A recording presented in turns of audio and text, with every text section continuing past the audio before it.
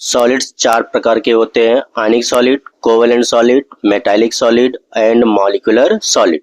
जिसमें से आयनिक सॉलिड और कोवेलेंट सॉलिड हम लोग लेक्चर 1 में पढ़ चुके हैं। अब हम लोग पढ़ने वाले हैं metallic solid.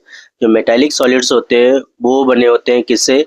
Atoms of same elements. और किसके बने होते हैं?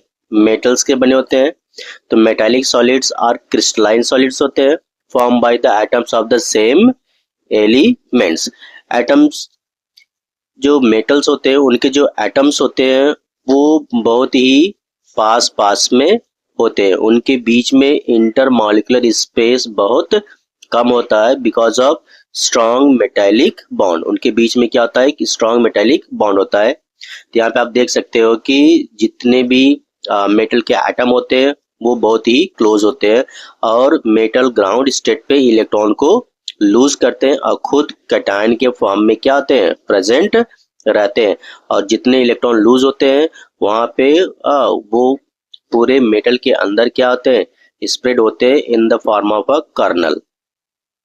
मेटल्स क्या होते हैं? They metallic bands between the positive charge and nucleus and electrons, they have strong metallic bond. इनके अंदर क्या होता है? स्ट्रॉन्ग मेटालिक बॉन्ड होता है। किसके बीच में होता है? positive charge of the nucleus and the electron. The metals atoms in the crystals are in the form of positive ion. जितने भी metals होते हैं, ठीक है, वो पॉजिटिव चार्ज के फॉर्म में क्या होते हैं? मेटल के अंदर प्रेजेंट होते हैं। The positive ions M plus are arranged to form a kernel in sea of delocalized electrons. Due to presence of sea of electron in free state, metals are good conductor of electricity and heat. Inside metals, sea of free electrons are present. When we apply potential, जब भी हम लोग potential क्या करते हैं? Apply करते हैं तो क्या होता है? इलेक्ट्रॉन फ्लो करते हैं। जैसे इलेक्ट्रॉन हो गया, ठीक है, ये इलेक्ट्रॉन क्या करेगा? फ्लो करेगा। तो इलेक्ट्रॉन के फ्लो को हम लोग बोलते हैं फ्लो ऑफ चार्ज और फ्लो ऑफ चार्ज को बोलते हैं फ्लो ऑफ द करंट। सो जब भी हम लोग पोटेंशियल क्या करते हैं? अप्लाई करते हैं तो ये इलेक्ट्रॉन आगे की तरफ ऐसे क्या होते हैं? बढ़ते चले जाते हैं और करंट क्या होती है? मेटल के अंदर से पास होती है। इसलिए मेटल्स क्या होते हैं? They are good conductor of electricity as well as good conductor of heat. तो मेटल इलेक्ट्रिसिटी और हीट के गुड कंडक्टर होते हैं। On application of shearing force, upper layer slide on one another and hence the structures not fracture. कि अगर metals हैं तो metals के दो लेयर के बीच में एक फोर्स काम करता है जिसको हम लोग बोलते हैं शेयरिंग फोर्स। जब हम लोग शेयरिंग फोर्स अप्लाई करते हैं तो मेटल की एक लेयर इस साइड में मूव करती है तो दूसरी लेयर इस साइड में क्या करती है? मूव करती है, जिससे मेटल्स इजीली क्या होते हैं? स्प्रेड होते हैं। इस प्रॉपर्टी को मैलिएबिलिटी कहते हैं और इस मैलिएबिलिटी और एक प्रॉपर्टी होती है डक्टिलिटी, जिसके थ्रू हम लोग मेटल के थिन शीट बना सकते हैं और इसके वायर भी बना सकते हैं। मेटल्स जो होते हैं मेटल्स आर मैलिबल एंड डक्टाइल होते हैं। Metallic bond is stronger than ionic bond and covalent bond. जो मेटालिक बॉन्ड होता है वो स्ट्रॉन्गर होता है आयनिक बॉन्ड से और कोवैलेंट बॉन्ड से क्या होता है? स्ट्रॉन्ग होता है। Metallic character of a metal varies directly with the number of unpaired electron.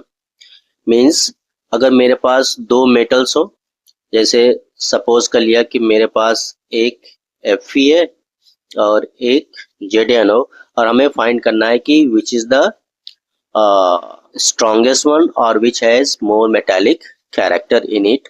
So Fe जिसका एटॉमिक नंबर 26 और Zn जिसका एटॉमिक नंबर 30 होता है। अगर मैं इसका कॉन्फ़िगरेशन लिखूंगा तो ये हो जाएगा Ar4s2 3d6। और जिंक का लिखूंगा तो it will be Ar4s2 3d10। अगर इनका ऑर्बिटल रिप्रेजेंटेशन देखें तो ये हो गया 4s, फिर यहाँ पे 3d, तो d में 5 ऑर्बिटल्स होते हैं।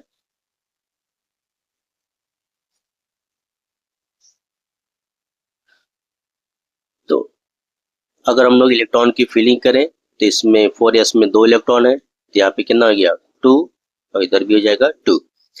Fe के d में 6 इलेक्ट्रॉन है, तो 1 2 3 4 5 और 6।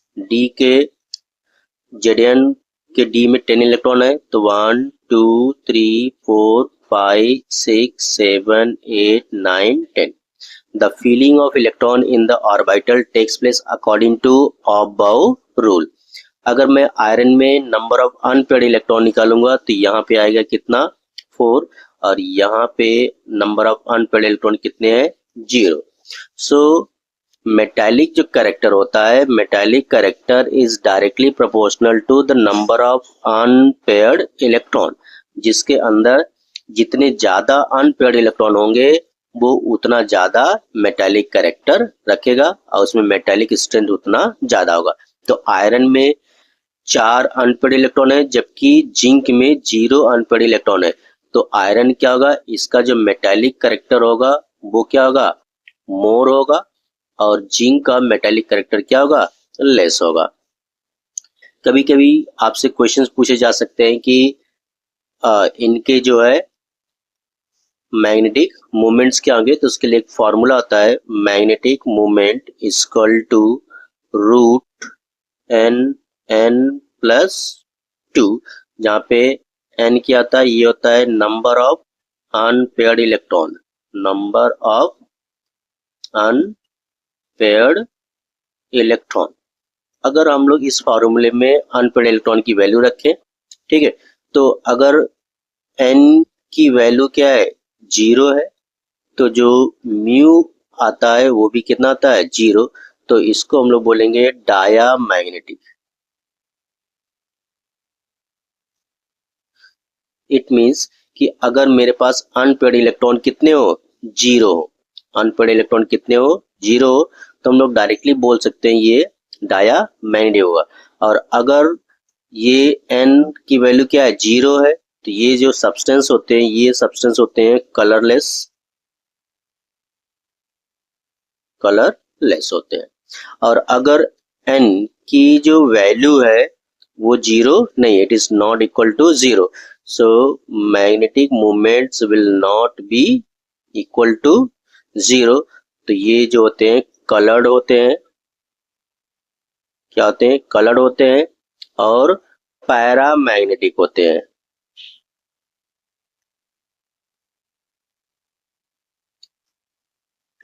So this is all about the metallic solid. Now we have to see the next one. Next solid is molecular solid. So by name क्या पता चल रहा है कि ये जो solids होंगे किससे बने होंगे, they are made of molecules. The constituent particles of the molecular solids are the molecules. ये किससे बने होते हैं molecules से बने होते हैं। एंड इनके पास क्या होता है वैन डर वाल फोर्स होता है, जो कि एक वीक फोर्स होता है, जैसे dipole dipole interaction, hydrogen bond, London force को हम लोग बोलते हैं डिस्पर्शन फोर्स। क्या बोलते हैं इसको डिस्पर्शन फोर्स भी बोलते हैं। Greater the molecular mass greater van der Waal force. अगर कोई मॉलिक्यूल है जिसका मास क्या है ज्यादा है, तो उसके अंदर वैन डर वाल फोर्स क्या होगा उतना ज्यादा होगा। ये 3 टाइप के होते हैं, एक होते हैं पोलर मॉलिक्यूलर सॉलिड, दूसरे होते हैं नॉन पोलर मॉलिक्यूलर सॉलिड, और तीसरे होते हैं hydrogen. Polar molecular solids having covalent bond, इनके पास क्या होता है कोवैलेंट बॉन्ड होता है, और इनके पास होता है परमानेंट डाइपोल मूवमेंट। कोई भी मॉलिक्यूल होगा, अगर उसके ऊपर परमानेंट डाइपोल मोमेंट होगा तो इट इज बिकॉज ऑफ कि उनके बीच में जो इलेक्ट्रोनेगेटिविटी का डिफरेंस बहुत ज्यादा है। जैसे मैंने एक एग्जांपल ले लिया कि मेरे पास हो HO और ClO, तो इनके बीच में कोवैलेंट बॉन्ड होता है, और कोवैलेंट बॉन्ड का रूल क्या कहता है कि जो शेयर पेयर इलेक्ट्रॉन होते हैं वो इक्वी डिस्टेंस पे होते हैं। बट अगर हम लोग En की बात करें, इलेक्ट्रोनेगेटिविटी की बात करें, तो हाइड्रोजन की इलेक्ट्रोनेगेटिविटी होती है 2.1 और क्लोरीन की इलेक्ट्रोनेगेटिविटी होती है 3.1। तो क्लोरीन की electronegativity is more than the hydrogen. So ये जो बॉन्डेड इलेक्ट्रॉन है, ये बॉन्डेड इलेक्ट्रॉन क्लोरीन की तरफ क्या होते हैं, शिफ्ट हो जाते हैं, जिसकी वजह से क्लोरीन के ऊपर पार्शियल नेगेटिव चार्ज आ जाता है और हाइड्रोजन के पास पार्शियल पॉजिटिव चार्ज आ जाता है। और ये इलेक्ट्रोनेगेटिविटी की डिफरेंस की वजह से इनके ऊपर ये जो चार्ज जनरेट हुआ है, ये चार्ज परमानेंट होता है, जिसकी वजह से इन्हें हम लोग बोलते हैं polar molecules. The origin of a permanent dipole moment is due to difference in electronegativity, जो कि मैंने आपको एक्सप्लेन करके बता दिया।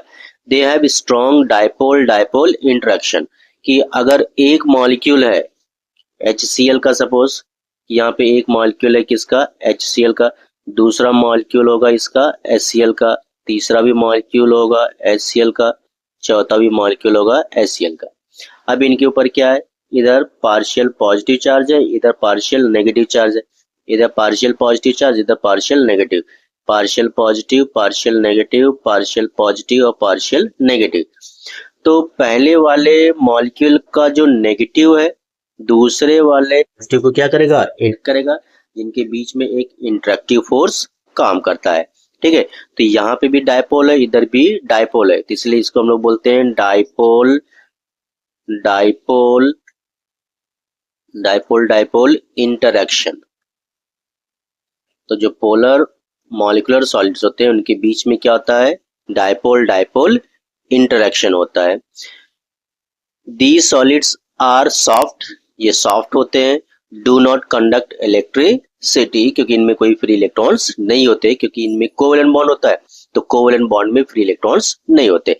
And they have low melting points, ये जो मॉलिक्यूल्स होते हैं इनका जो मेल्टिंग पॉइंट होता है वो बहुत कम होता है because of soft nature. Second is non polar molecular solids. So non polar molecular solid means इनका जो डाइपोल मोमेंट होगा वो कितना होगा, 0 होगा।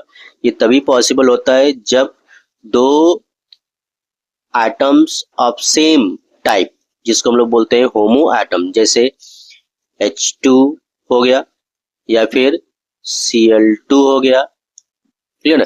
तो जब होमो एटम के बीच में कोवैलेंट बॉन्ड बनता है तो इनका जो डाइपोल मोमेंट का जो डिफरेंस होता है वो कितना होता है, 0। इनका भी कितना होगा, 0। और अगर डाइपोल मोमेंट 0 है तो इनको हम लोग बोलते हैं नॉन पोलर। नॉन पोलर या कोई मॉलिक्यूल हो, इलेक्ट्रोनेगेटिविटी का डिफरेंस है but that molecule is symmetrical, अगर वो मॉलिक्यूल सिमेट्रिकल है तो भी वो क्या होते हैं, नॉन पोलर। जैसे मीथेन हमने ले लिया CH4, अगर इसका स्ट्रक्चर देखेंगे तो मीथेन हमें ऐसा कुछ दिखाई देता है, तो ये मॉलिक्यूल्स क्या होता है, सिमेट्रिकल। क्यों?